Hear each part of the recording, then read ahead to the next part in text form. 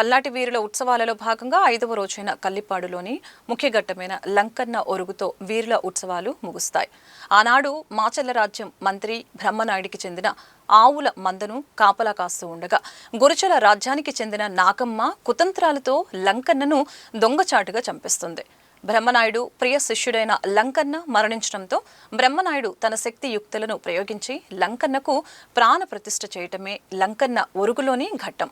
అనంతరం నేటి సాయంత్రం బ్రహ్మనాయుడు ధరించిన నరసింహస్వామి ఆయుధం గ్రామంలో గ్రామోత్సవం నిర్వహించి కల్లి మండపం వద్ద వీరుల కొనతమ్ములు వరగటంతో యుద్ధం ముగుస్తున్నట్లు పలనాటి చరిత్ర ప్రతీతి. పల్నాడు చరిత్రకు చిహ్నంగా 5 రోజుల పాటు వీరుల ఉత్సవాలు నిర్వహించి నేటితో కారంపూడి తిరునాళ్లు ముగిస్తున్నట్లు పీఠాధిపతి తరుణ్ చెన్నకేశవ తెలిపారు.